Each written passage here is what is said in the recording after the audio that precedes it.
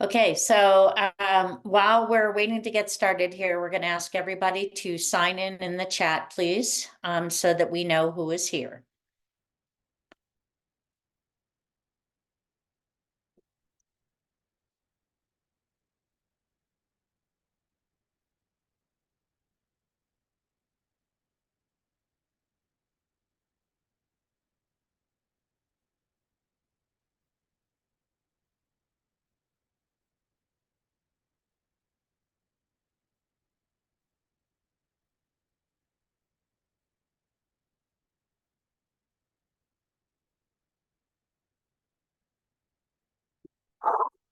I am so excited that we have such a good group tonight. This is really great. You guys are really starting to embrace this, and that's pretty exciting. So, Shayna, I see you got the link that I sent you. Okay. Thank you. Amanda said she didn't get a link, so I probably need to send her one.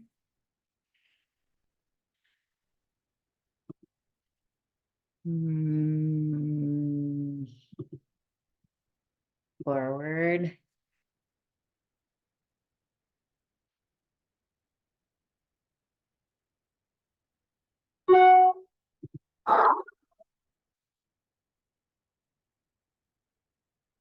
Okay, be sure to sign in, please, and we're going to get started in just a second.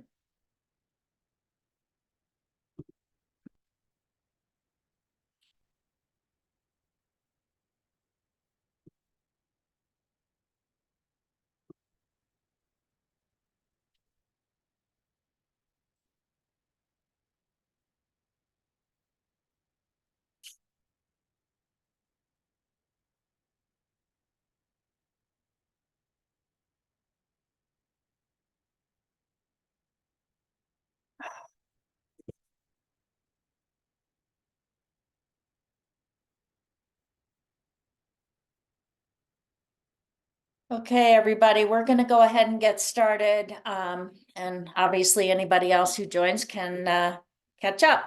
If you've come in the last 30 seconds and you did not hear that we're asking you to sign in the chat, please do that. We want a complete record of everybody who is here so we know who to reach out to if someone needs help and they're not here. Okay, let's go to the first slide, Drew. Actually, let's go to the second slide. And then we'll go back to the first slide. And in future ones of these, I'll switch these. So, hi, everybody. My name is Noreen, and I'll do a further introduction in a minute. But I want to go over the agenda for tonight. We're going to do welcome and introductions. We're going to talk about UPK and El Paso County by the numbers so that you have some context as to where we are right now. We're going to talk about year one reminders, and we're in year one. So just so that everybody is on the same page, year one is 23-24 and year two is 24-25.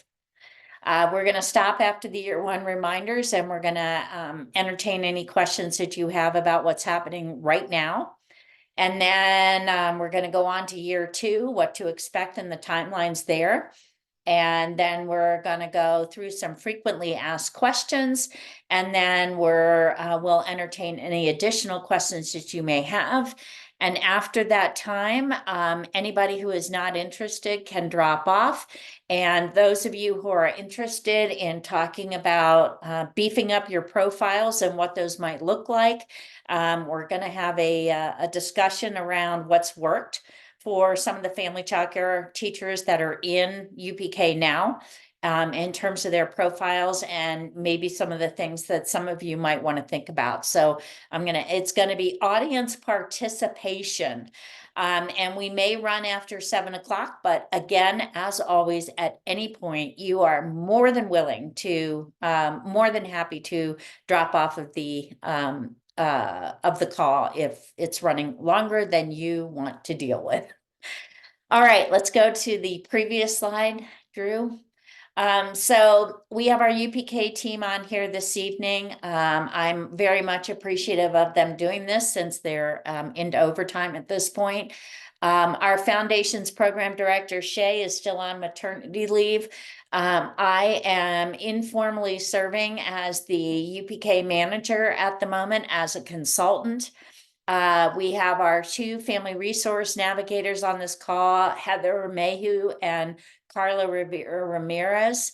Their job is mostly, although they do lots of things at this point, their job is mostly to make sure that families are supported and getting where they want to go. Drew is our pre-K assistant, and he is the kind of the glue that holds us all together here. And he's running the slideshow tonight. And Ryan Berry is our UPK data specialist, and you're going to hear from him in a moment about where we are with UPK by the numbers. So, with that said, Ryan, take it away.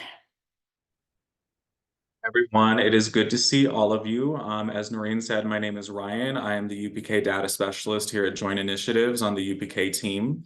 So we're just going to go ahead and just dive into just a very brief overview analysis of the numbers as they stand right now in El Paso County. So right now, we are at a total of 179 providers who are registered as UPK providers in El Paso County, 79 of which are child care centers. 68 of which are school district-based programs. All 15 public school districts in El Paso County are participating. And at the moment, we have 30 family child care homes that are registered as UPK providers in El Paso County, and we're very grateful to all of those.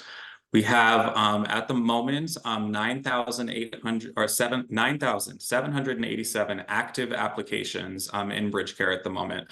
This is around 1,000 more the last time that numbers were given to you all previously. So we are still receiving applications and still supporting families for this current academic year. So the total number of registered UPK seats in El Paso County also has increased just a little bit since the last time that we spoke. It's 5,197. The total number of 4-year-olds who are actually in enrolled status in Bridge Care at the moment is 4,350. The total number of 3-year-olds that are registered and enrolled with the various school district programs across those 15 school districts is 1,046.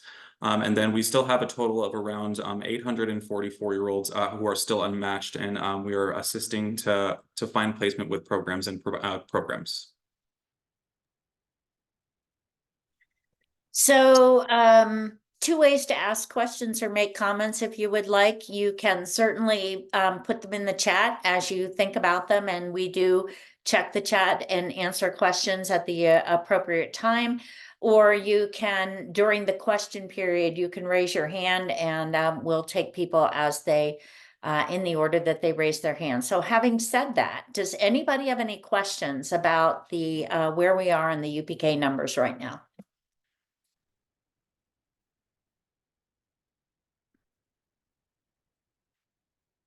Okay, is this for all home providers doing UPK or just El Paso County? It's for El Paso County.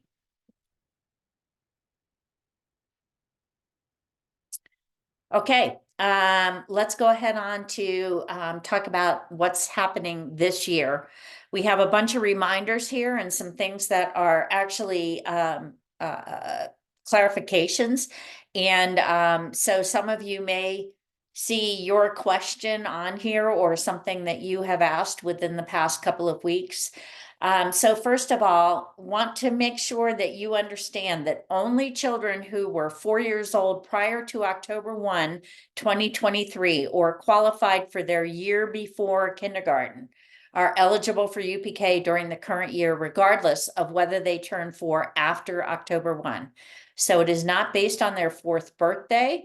It is based on whether or not they were 4 years old prior to their school cutoff date, which may not be October 1, but October 1 is that's what most are, and that's what the state is defaulting to.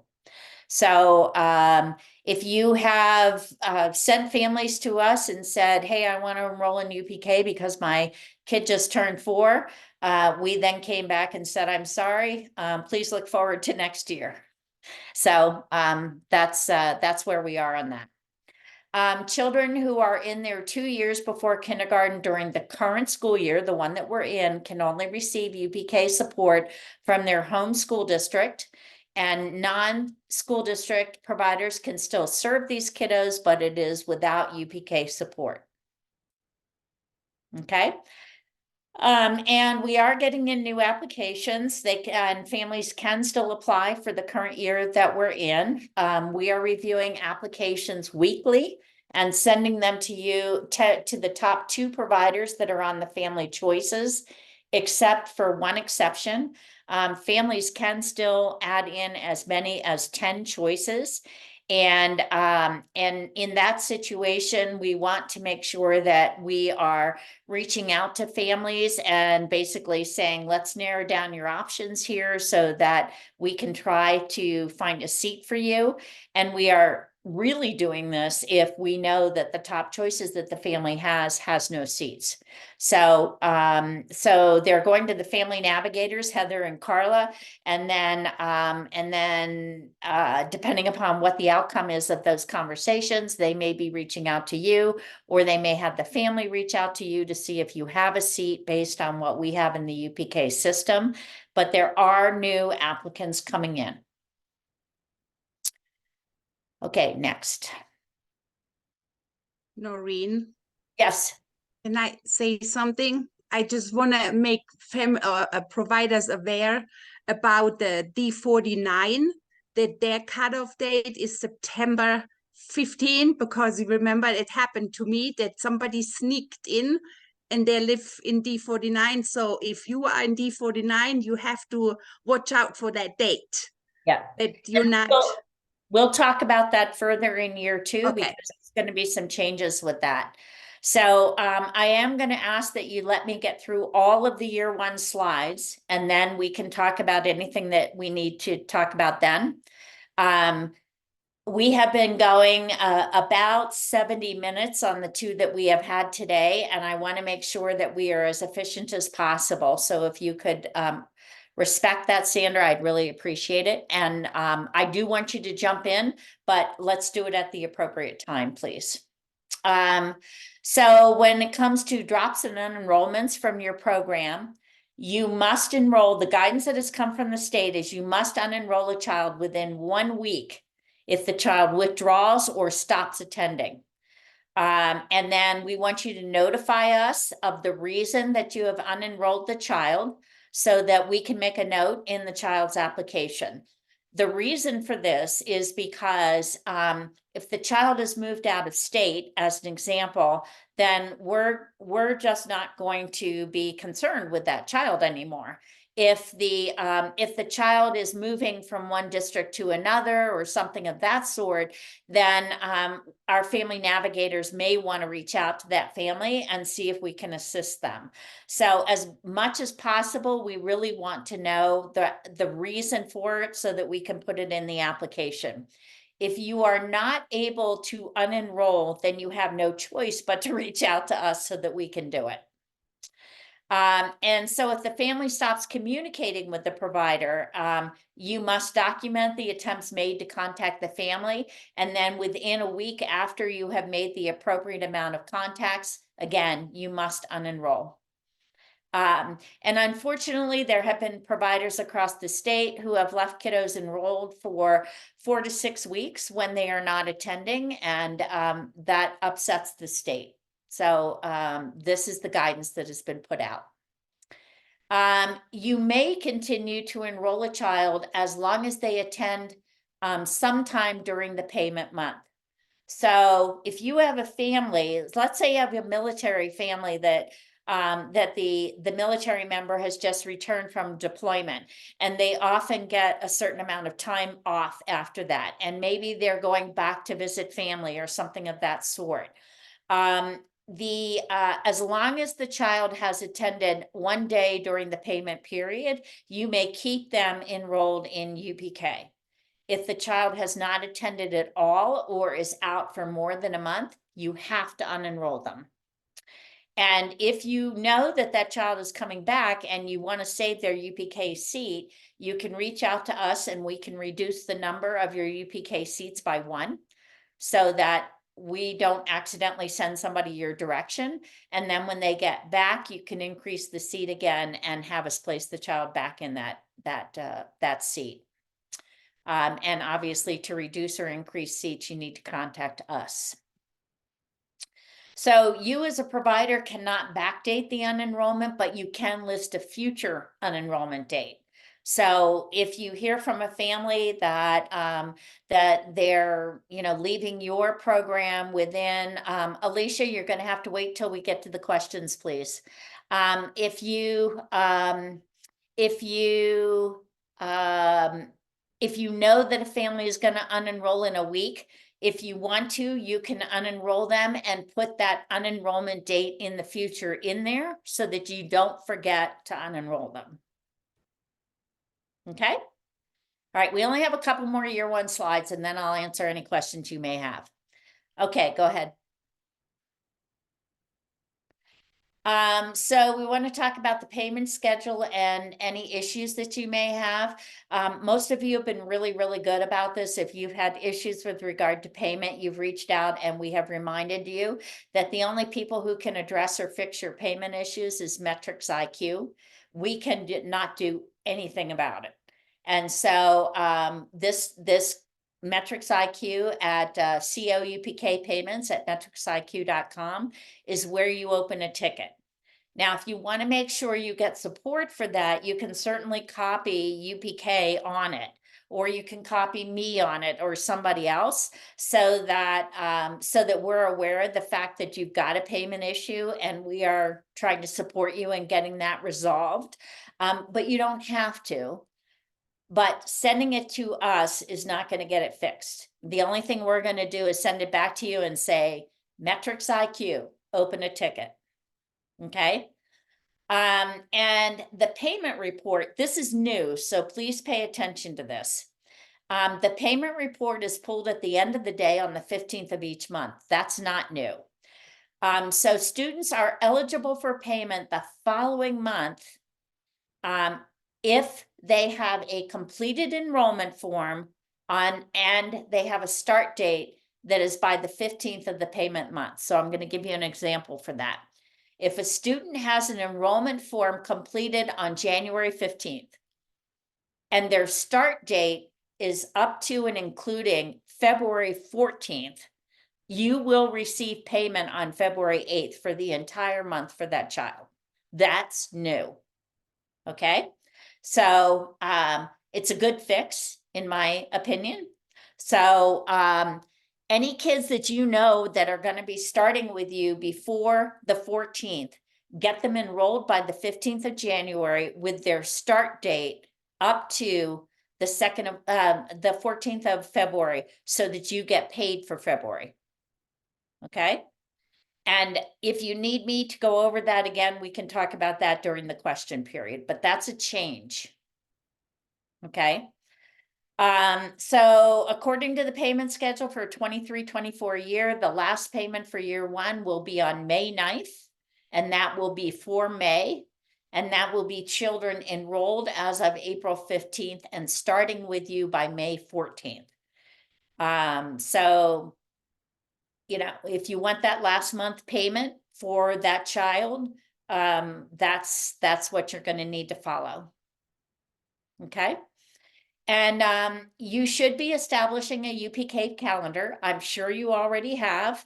And so once that provider's UPK calendar has ended, whenever that is, enrollment over the summer months is at the complete discretion of you, the provider, in accordance with your published rate schedule. There is no UPK support over the summer months. So if you have a kiddo who has started in January, they are only eligible for support through the end of your UPK calendar. It's not 36 weeks. It's actually, it's actually for that month. Okay. So you do not have to provide a full 36 weeks for a child who enrolls in January. They are only supported for the months that that on your UPK calendar.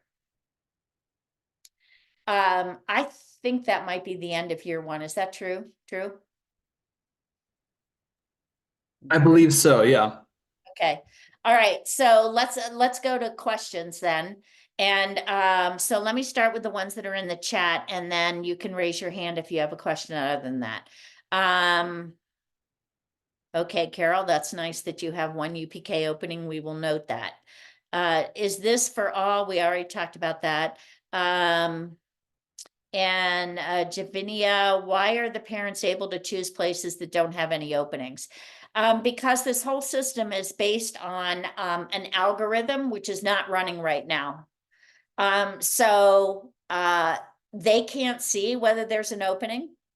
So they just pick what providers they want in the order that they want them. So this system has to be set up for the algorithm itself because that's the basis of the system. So we have to do some workarounds when it's on a walk-in basis. Good question. All right, now, Alicia, I think you had a question. Has your question been answered, or do you have another question? I was just wanting to make sure that those providers that are not from El Paso are welcome to stay. Of course. Okay, I was like, oh, I just want to make sure. Thank Oh, yeah. you. Yeah, it's open to anybody who wants to sit in. It's just that some of the information that's coming for year two is specific to El Paso County, but Okay, but that's okay. That's absolutely okay. okay, No worries whatsoever. thank you. Yep. Okay. Any other questions about what's going on right now? And what will happen through the end of your UPK calendar for this year? Carol, do you have a question? Yeah, sorry, I couldn't figure out how to raise my hand. So, I get so that. so on one of the first screens, you're talking about it sounded like you were saying that only kids from our school district can apply with us, but I know I have kids from other school districts. No, that's not what we mean. Okay, I was So, confused. so as we move forward, in year two, I'm going to explain that a little bit better. So let's hang on with that, okay? All right. Who else has any questions about year one? When do current clients that have kids turning 4 before October sign up with us? Okay, that's year two. So I think we're moving on to year two by default. Let's go ahead. All right, so before we move on to year two, I want to remind everybody about what the principles of UPK are. So that because all of the things that are happening, even the things that are changing and the things that are not changing are based on these principles. So I just want to remind us all what they are. So first of all, UPK wants to ensure continuity of care if possible. So we're going to talk about what that looks like. And I know that that was not done well this year, but it is going to be done better next year. So continuity of care is important. And then among new children, the intent is to support equitable access to a variety of high quality early care and education providers of the family's choice, a mixed delivery system.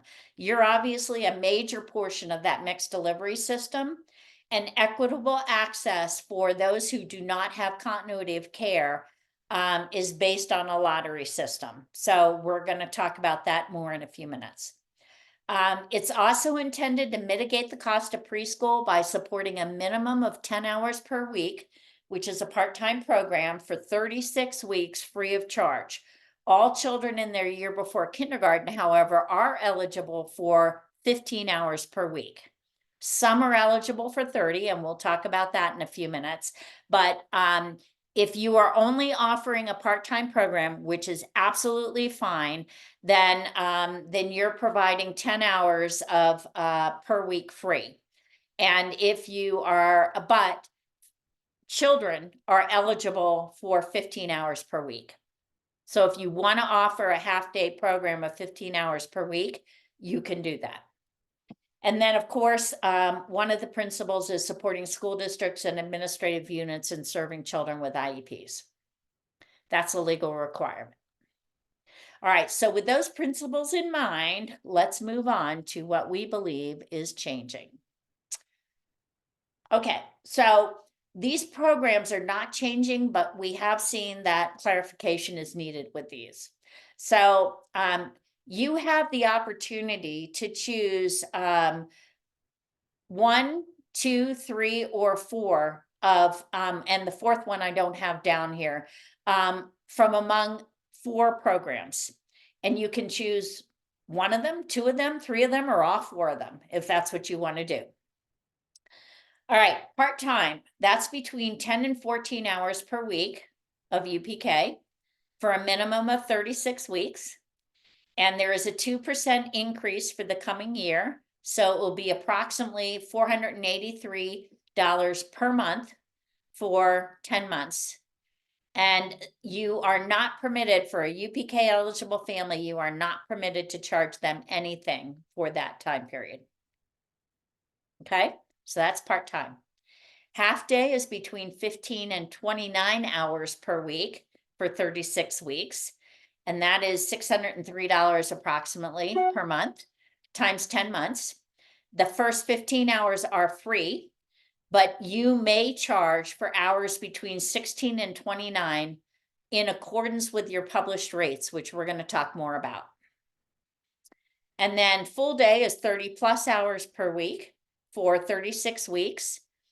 For a family who qualifies for 30 hours, it's $1,067 approximately per month times 10 months. And that's 30 hours are free, and then families may be charged for hours above 30 hours. Okay. Extended day is also an option that is meant to be 40 plus hours, but it does not change your payment. So I think it only confuses families. Quite frankly, I would prefer that the state get rid of an extended day and only leave it at full day. But at the moment, they're not doing that. So, all right, so let's look at where the asterisk is up there on full day. This rate is only for those children who qualify for 30 hours per week of UPK and are enrolled in a full day or extended day UPK program. Otherwise, the provider will be paid for 15 hours per week, and the family will be responsible for the remaining hours of care according to the provider's published rates. For the 2024-25 year, providers must publish their rates in their profile so that families have that information before choosing a potential UPK provider. There have been lots of surprises this year for families, and it's nobody's fault. It's lack of information and understanding, but there have been lots of surprises where a family has accepted a placement and then found out that they, what they were going to have to pay, and they simply couldn't afford it. So we want them to know up front that if they choose you, this is what they're going to have to pay. If they're eligible for 15 hours, this is what they'll pay.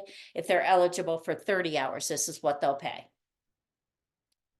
Okay, so that will be enforced by the state. So think that through and think about what you want to do there. Shane, I'll get to all questions at the end of this. Okay. Let's go ahead to the next one.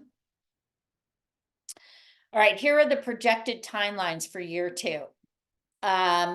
So we expect in the next week to 2 weeks that you will have the opportunity to set up your profile, and everybody is going to have to do a new profile because there's lots of new questions.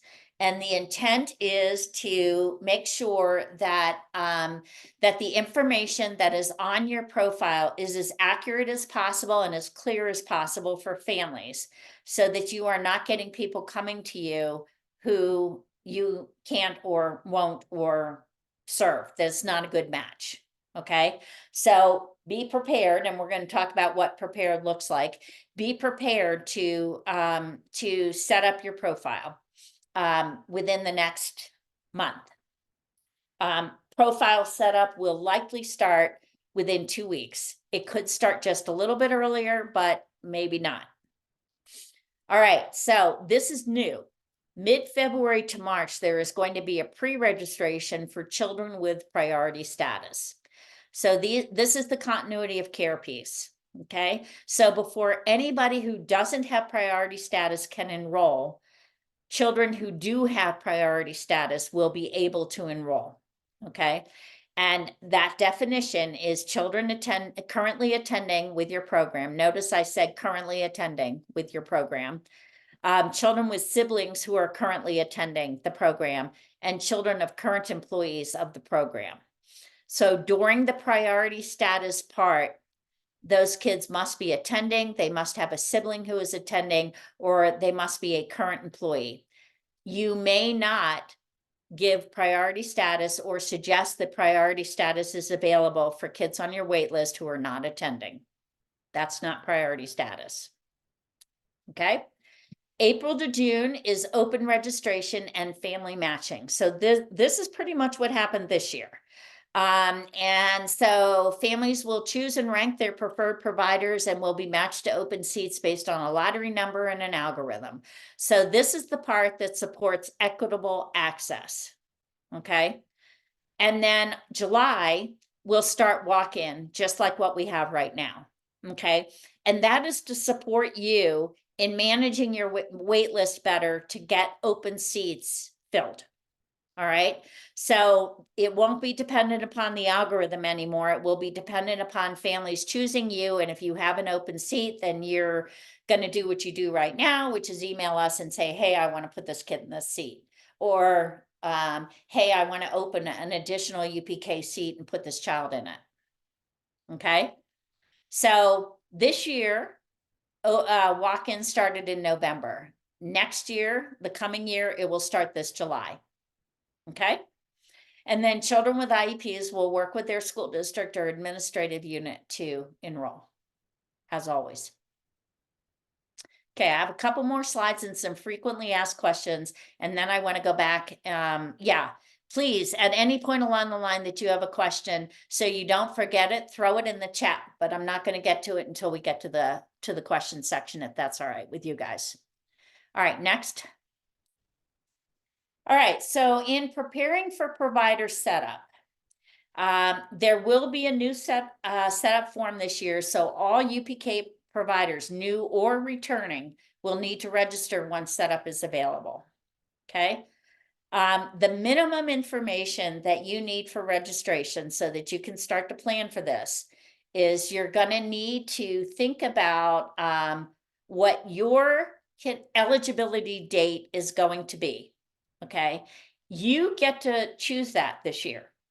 So if you're sitting in District 49 and most of your kids are in District 49, then you might want to choose a cutoff date of September 15th in order to assist those families to not have a gap in there if they have a birthday between the 15th of September and October 1. However, you may decide that you're sitting in District 49 and you want an October 1 cutoff date. That's up to you. The state is not going to dictate your cutoff date this year. You get to choose it. But then you also are responsible for making sure that children are in their final year of preschool, their year before kindergarten, before you accept them into the program based on the cutoff date that you have chosen. And that if there's a weird one that's caught in there, it's up to you to have that conversation with the parent, make sure that they understand that if they're staying in their home school district and they have a birth date on September 17th and they're in District 49, they may be giving up UPK in the year before kindergarten because every child is only eligible for 1 year. So think about what you want to do there, but it is your choice. You are also going to be required to state the school district in which your center, classroom, whatever sits in. And for you, it's whatever home wherever your home sits. Okay. And then you have to have each location's preschool program types. And those are part day, half day, full day, extended day, as well as the languages of instruction. So those are questions you're going to have to answer. You're going to need to determine the number of UPK seats that you want.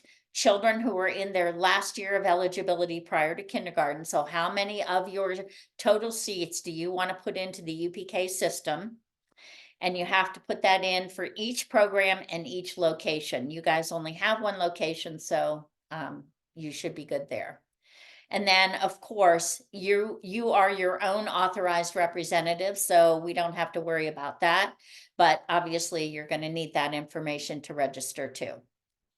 So I'm going to remind you again that for any of you who are not sure what programs you should offer or not sure how many seats you want to put in or anything of that sort, you can call me or click on my Calendly link, and we'll set up a time there to talk you through that before you commit to the number of seats.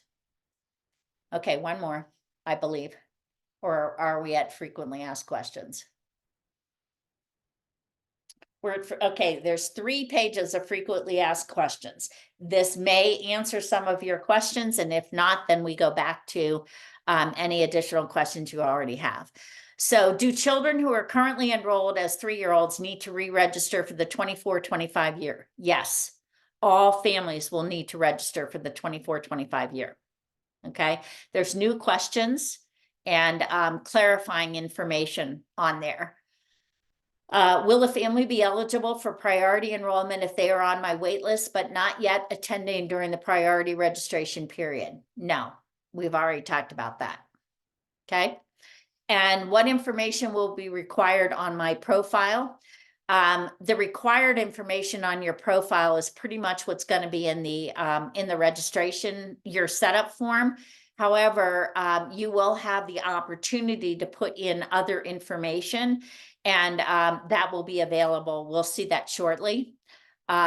But again, I am going to remind you that providers will be required to publish their rates so that families will know what they will be charged for any additional UPK hours.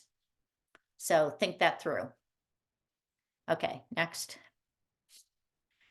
Do I have to participate for the 24-25 UPK year if I sign up and then decide that it doesn't work for my business? No.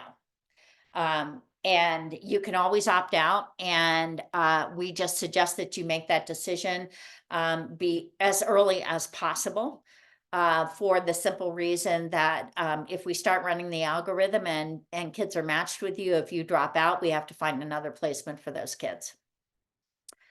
Does the state decide when my 36 weeks of UPK begins? Nope, you set your own schedule. However, the expectation is that you'll align as much as possible with a school calendar, and you're being paid August through May. So, you know, but you get to say, hey, my UPK year starts on August 1 and it ends on May 15th. But you need to establish that calendar, and any weeks that you are not counting in the 36 weeks for UPK, particularly if you expect a parent to pay for any of the days that they are there, you need to have that very, very clear with families when they enroll, so that they know what your UPK year looks like. Do I have to make up snow days and holidays? This has not changed. The answer is no. But if a provider is closed for a full week, that may not be counted in your 36 weeks of UPK. And the more you can publish for the family, the better. You guys all know that. You're all family centered. So, okay, next. Can I increase or decrease my seats after I have submitted my initial seat verification form? Absolutely, yes. However, it is easier to increase seats than to decrease seats, particularly after the matching algorithm has begun. So, you know, if you have 8 seats total, so your maximum license capacity is 8, and you want to take 3 4-year-olds out of that. And you have 2 that have priority status, okay?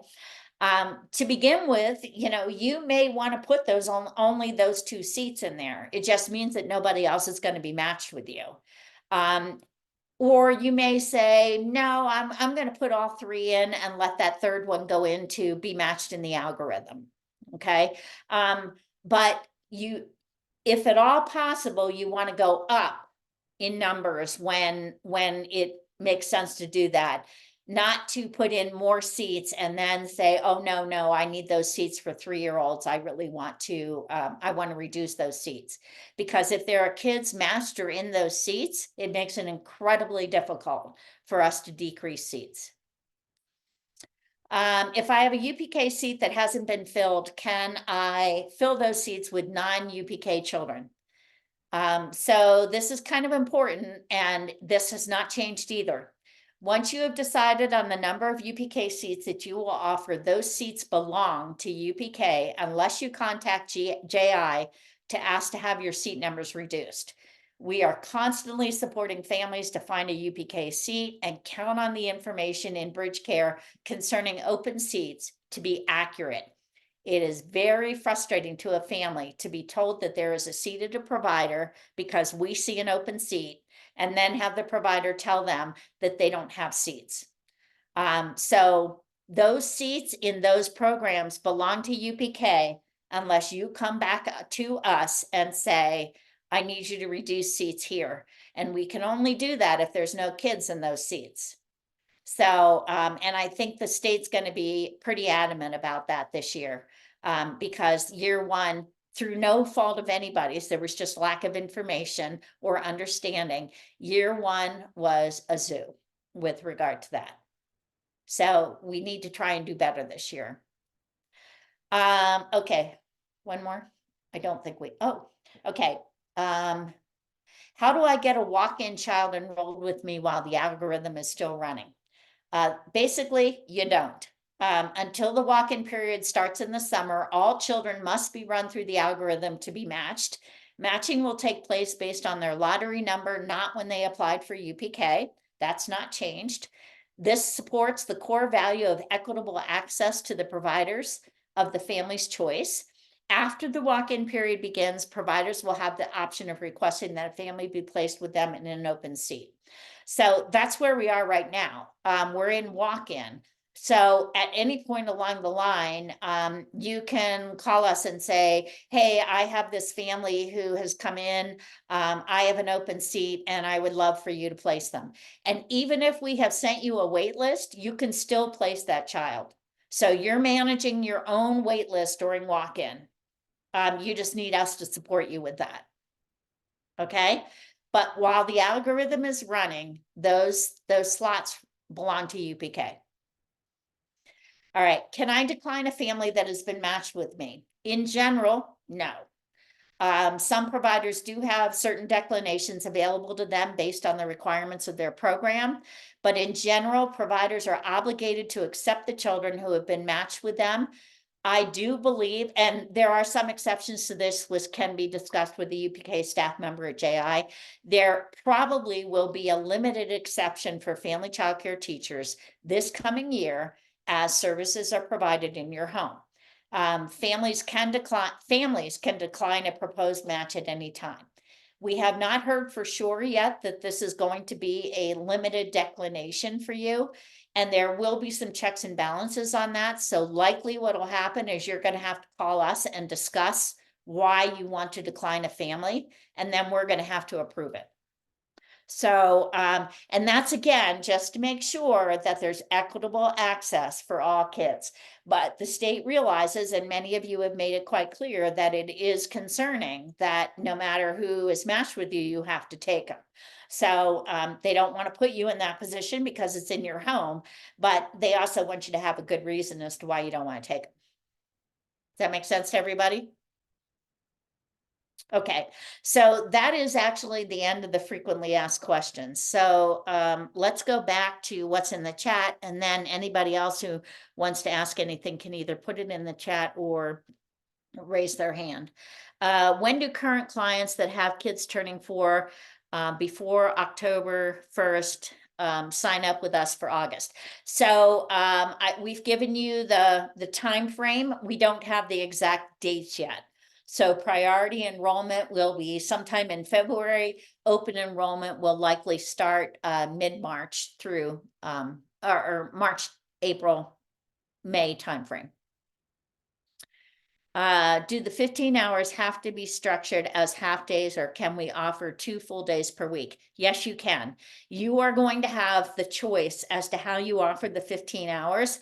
And when you do your setup form, there are going to be questions there that are going to turn into information on your profile as to exactly what your schedule looks like, what you're offering.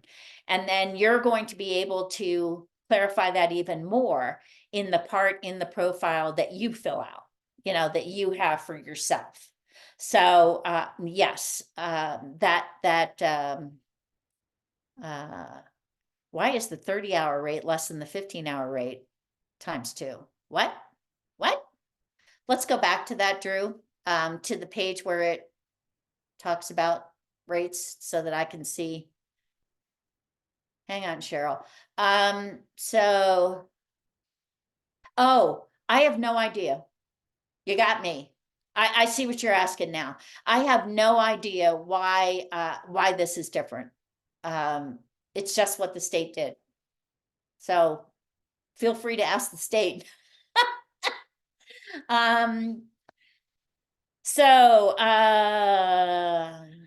Okay. So we get to choose if we only take kids turning 4 until September 15th or October 1st. Yes, you choose your cutoff date. And so if you want your cutoff date to be October 1, then children who are 4 by October 1 are eligible for your program. If you want your cutoff date to be September 15th, because you're sitting in District 49, then only kids who are 4 by September 15th will be eligible for your program. So you get to choose. Can we co-op with school districts? That's up to the school district. They get to decide who they're going to partner with and if they're going to partner with anybody. So you certainly are free to reach out to your school district to see if they would consider a partnership with you, but it's completely up to them. So UPK wants us to hold these slots, but are not willing to pay for us to hold the slots. We as providers lose money while waiting. Yes, that's part of being a UPK provider. And is it fair? That's up to you to decide. But the hope and the goal is to get everybody to get kids into seats that are open. And part of what we're going to do is we're going to talk about what your profile can look like that might increase the chances that that happens. You guys are there's still a misperception out there about the services that family child care teachers provide. And that's part of what we need to work on in terms of your profiles and what people think and what they see when they're looking for choices. But yes, that's the case, Christine, Christian, and it has been the case this year too. Why can they decline us, but we can't decline them? I think that's why a lot of providers do not want to sign up for UPK. I understand. But equitable access means that that families get the opportunity, and it's equitable access for families. And it means that families get the opportunity to sign up with a provider of their choice. Now, I will say that it certainly does make sense for you when you are notified of a potential match. You see that and the provider does not. The family does not. So you have approximately a week in there where you can reach out to that family, and you should, in my opinion, and you can say, hey, I see you chose me as a potential provider. There's the possibility of a match. I'd love to get together with you this week and do a tour and talk. And then during that time, if you're talking with the family, you may find out, and I mean, you may be able to say to the family, hey, it looks like your child needs these services, and I'm really not the right place for your kiddo. It's probably not the best fit. And then it'll be the family who will end up declining you. So you can still get there if you take advantage of that 1 week. And you know, since these folks are coming into your home, I would strongly suggest that you do that. And that's during a time period where families don't even know that they're matched with you, potentially matched with you. Okay. But it is part of equitable access, and I understand why that might be an issue. And that's why you have a choice as to whether or not you want to be a UPK provider. We cannot have a new family enrolled during the priority period, but once the algorithm starts running, will any priority given to new students who will also have a sibling in care? Shana, could you unmute and clarify this for me, please? I'm not sure I understand the question.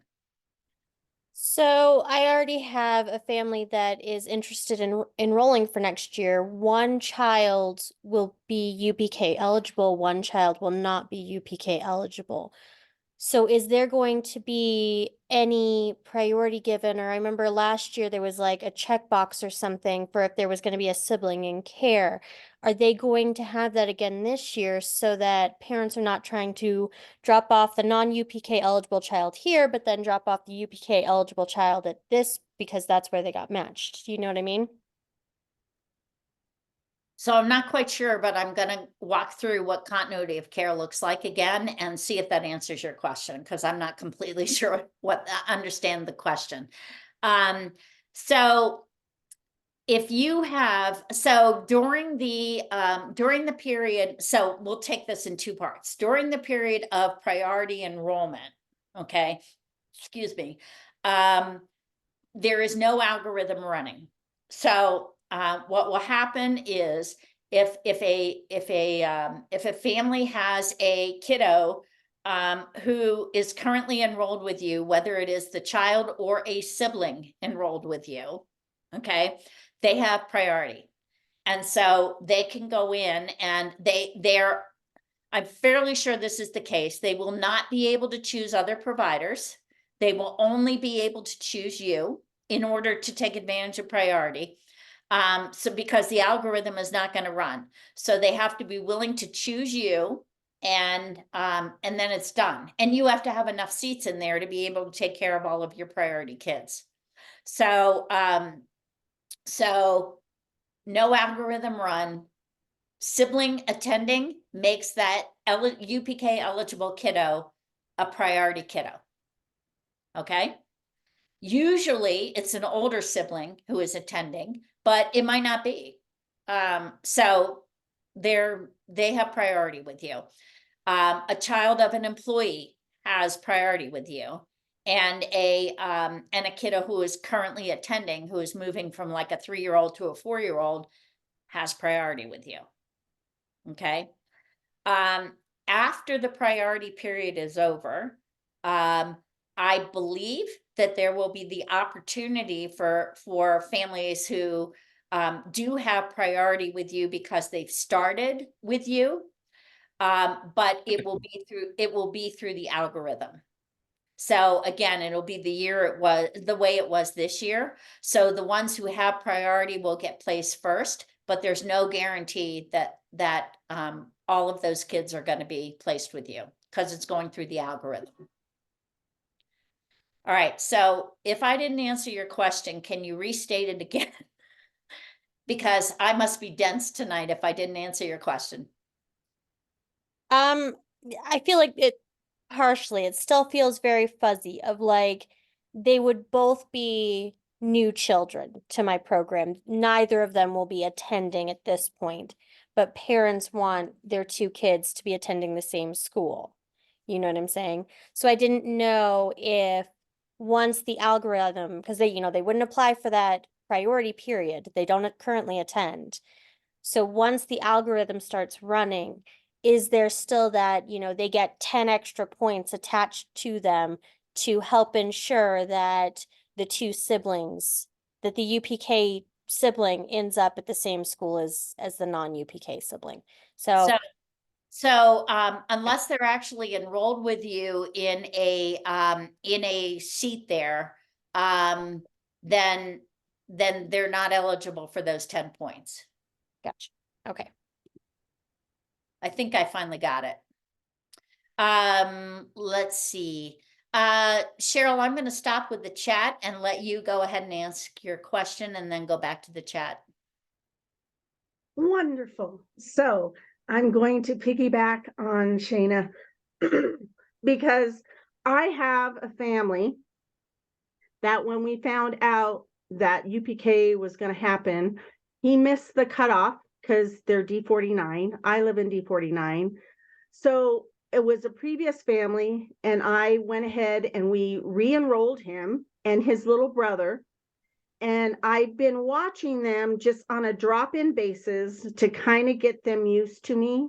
And as we get farther, because I really don't have openings for them to come like full-time or anything. So when I know I'm going to have openings or she'll call and need something, they come in and they both are enrolled, but they don't attend full-time. They attend as they have a drop-in contract with me. Will that one, the youngest one is only, well, will be 2 the next month. He'll start coming with me in August when I have the openings, but the older child will be 5 on September, oh no, or 4, it turned 4 on September 28th, I believe it was. So he's eligible.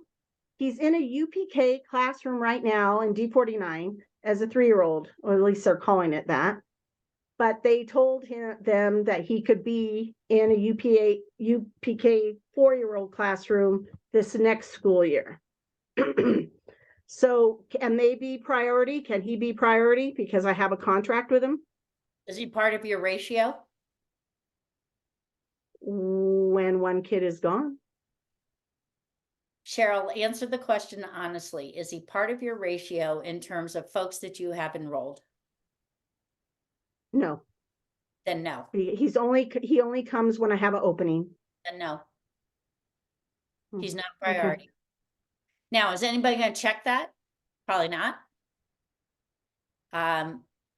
But you know, the bottom line is he's not part of your ratio. You are fully enrolled and with your ratio, and that child does not count in there. So therefore, as far as UPK is concerned, he is not does not have priority status. So I'll just leave it at that. Okay. Let's see. And that comes under the heading of one of those things that I probably wouldn't have asked me if I were you. Okay. You were talking about our rates that we need to publish for what parents will have to pay for 16 to 30 hours. And we have to charge her our regular rates for those hours. What if we raise our rates in the next 2 months so that rates could change? Will we be able to update those rates? So, Shelley, develop your rates for the fall now. And those are the ones that you're going to need to publish in your profile, because otherwise it could be seen as parents by parents as bait and switch. Because they don't want to enroll someplace and then find out that what they were told they were going to pay is more than they are able to pay. So develop those now, and those are the ones that you should use to publish your rates. I had an interview with a parent that came 1 hour late, was disrespectful to my home and myself. Would that be reason to be allowed to decline a match? Personally, I would say yes. But again, it is something that I think what's going to happen here is, as I said, is if you're going to use that limited decline, then likely you're going to have to discuss that with us, and we're going to have to preliminarily approve it. So just to make sure that there's a checks and balances there. But the point is to, you're opening up your home. And so certainly, nobody wants to put you in a position where you have people in your home that you just don't feel comfortable with. I mean, that's been one of the biggest problems this year, right? And so, so we want to make sure that, you know, that you have that opportunity. And I think the state is going to provide it, but I also think they're going to want some checks and balances on it. We cannot have a new family enroll during the priority period, but once the algorithm starts running, will any priority given to students who will also have a sibling in care? I You already believe, answered that one. Sorry. okay, You already got the one. okay. Maybe wait for the walk-in period. Okay, Javinia was, maybe wait for the walk-in period to enroll them, or in the UPK program, just increase on spots. Okay. Is there a date when the walk-in period starts? We are told it's going to be July. And you know, we don't have dates exactly for when your portal is going to open up for registration. So, you know, those dates are coming. And I'm also told that there will be very clear schedule for when algorithms will be run so that you can plan for that. And so there's going to be much more clarity this year in terms of dates and when things are going to happen.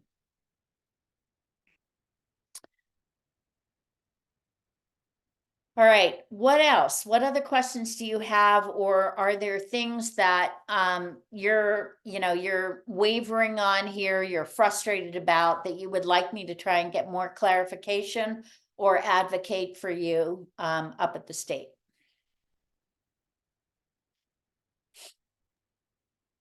Do we know this past year, it seemed like the length of time it took them to run the algorithm, and then, we got the match, and then we had to accept or decline. Like, it was very, very long. Are they shortening those at all this coming year? They are, and there's going to be many fewer algorithms run. Okay, so so during the algorithm period, which is going to be what, April, May, June, there's going to be fewer algorithms run, and the period will be shorter. Which means you have to be on top of it, which is also why they're publishing those dates, so that you know exactly when the algorithm is going to run and how much time you have to address any new matches.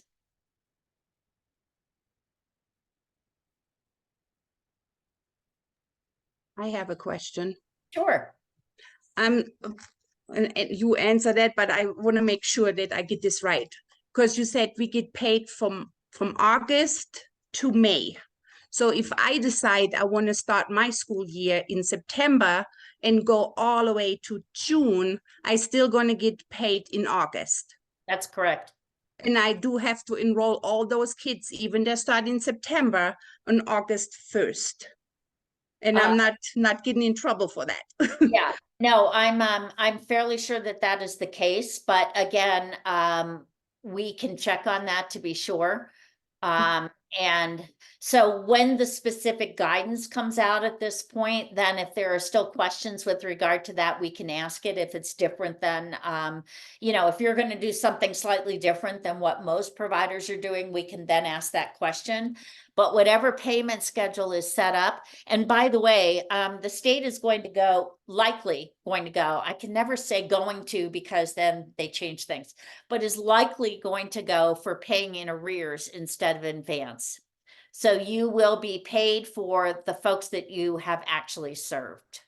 Okay, so that would say to me that there's going to be the final payment will be for May, but it will actually be in June. Okay, so there's not going to be any guessing at this point as to when you have to have somebody enrolled and when they have to start and all the rest of that. You'll be paid for the kids you served. Okay. And again, there's going to be more. Yes, exactly, Shayna. There's going to be more guidance on that. I've been pushing for information on the payment stuff, because obviously, that's, you're a small business. That's important for you to know. And I have not been successful with getting absolute details yet, but what I have been told is they are more than likely going to go to paying in arrears. Okay, thank you. Okay. Let's talk a minute about CCAP to make sure that you're aware of that. If you take CCAP, CCAP at this point is still going to be meshed with UPK. We do not know whether it will be stacked or whether it will be blended like it is this year, but certainly CCAP is going to be, can be a part of your business should you choose to. Rumor that you're getting a bonus payment in June. Is that happening? No idea. Have not heard that.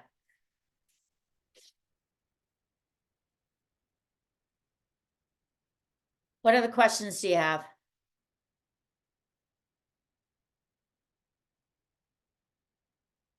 I'm finding that parents' phone number is no longer in service, and when I email, I don't get any response. Do I let you know when that happens? Yes, that would be great, Myra. Is there a way to help enrollment this year with families?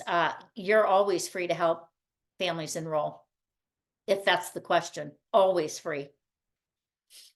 So I have the experience license, so I can take 8 full-time kids plus an after schooler. Would a part-time PM kid count as an after schooler too?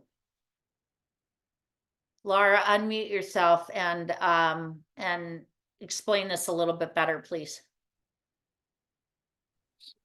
So, you know, with the experienced license, I can have 9 kids total, but one of them has to be an after schooler. Okay. If I just take a part-time kid in the afternoon, which pretty much are the same hours as a lot of after schoolers here, wouldn't that count in that same direction? So could I have a 9th kid as, you know, a UPK kid as the 9th kid? Yes, as long as the program that you choose matches the number of hours that you're going to provide UPK for that kiddo. All right, so Thank you. you could have, let's say you could have a full-time program in which you have 3 UPK kiddos, and you could have one part-time program, part-time program that only has 1 seat, and you just need to make sure that that you have both of those. So you can't put that kiddo in a full day program. You have to, there has to be an appropriate program for the number of hours that you're going to offer that child.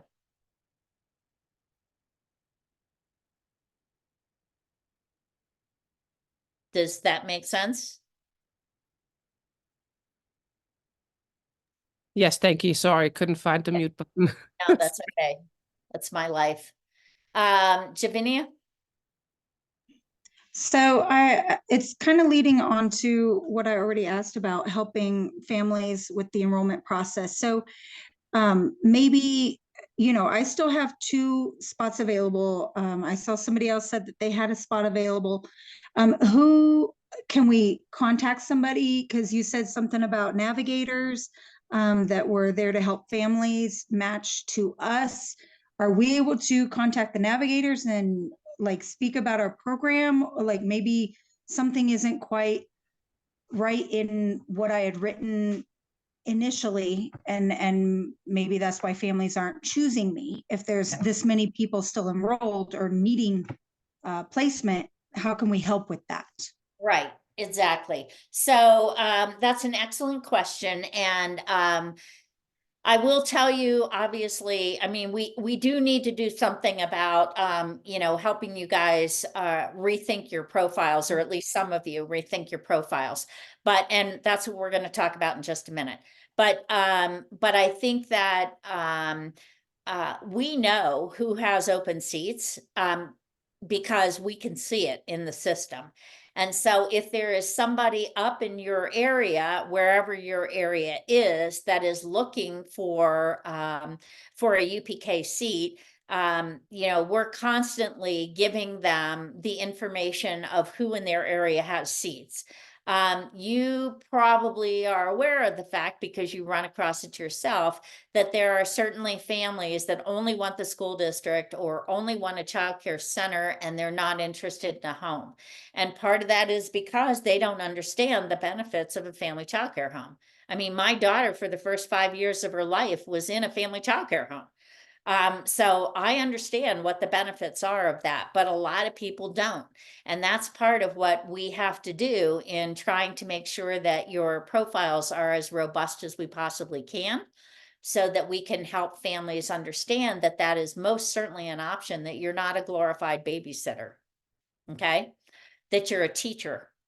So that's part of what, and that's why I continue to call you and am continuing to do that in the newsletter, et cetera, is say family childcare teachers. This is a roundtable for family childcare teachers. Okay, so I'm doing the best I can to change that language. We're going to change it throughout JI to the extent that we can, and you should call yourself a family childcare teacher. Okay, but we've got to get that out there. So Javinia, Heather, and Carla are both on this call. And so they are aware, both you and Carol have open seats. If anyone else would like to put anything in the chat to help make sure that Heather and Carla are aware that you are still able and willing to accept UPK kiddos, then feel free to do that. And you can always reach out to them and say, hey, you know, I just want you to know that I have this kiddo leaving, and I would really like to have another kiddo in there. Do you have anybody who could potentially be interested? Our goal is to get kids into seats where families want them to be. Okay. Drew, could you stop sharing for me, please? Thank you. Does anybody have any other questions about what we went over? I have one more. I'm sorry. No, don't apologize, please. I want to go back to that co-op with the school district. So if I do co-op with the school district, because that happened to my Lily, what we talked about earlier, you and me, in the beginning of the year, because I called her school district and I asked them if that would be okay if I would take her. And they're like, absolutely, they wanted me, but the state didn't let me. So this year that will be then okay. So if the school district would say, yes, please take this kid, even it's 3 years old, I could take that kid then? No, you have to have a written agreement with the school district. So, so you can't just decide, and they can't just decide that that they're going to, you know, that they're gonna, yeah, we're gonna, you know, we're gonna let you take this kiddo. There has to be a written agreement with the school district. And Shane, I think what she's saying with co-op with the school district is basically partner. So let me give you an example of one that I'm very familiar with. CPCD, the Head Start program, partners with 6 different school districts at this point to serve children, and most of them are 3-year-old children at this point, but serve children in that the school district is being paid for the 3-year-old, but CPCD is serving them, and then the school district is turning around and paying CPCD to take that 3-year-old and serve them. Okay, and there are very long contracts in place with all 6 of those school districts, because there are obligations that need to be fulfilled, that because it's the school district that's on the hook for those 3-year-olds. I mean, they're on the hook in terms of what happens with those 3-year-olds. So there's actually a contract in place.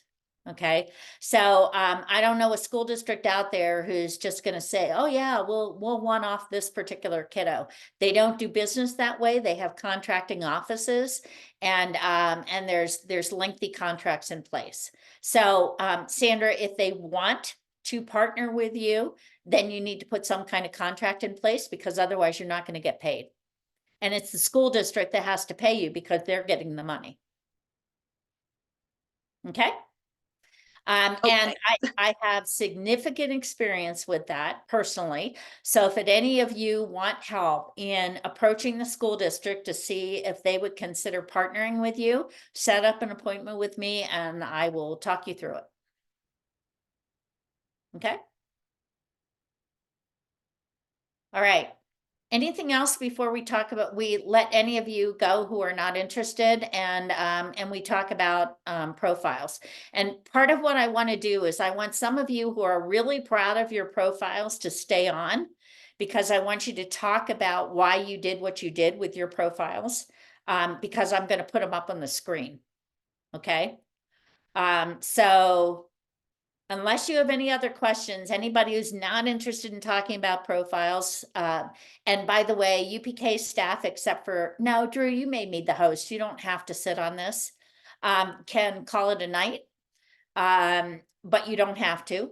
And yeah.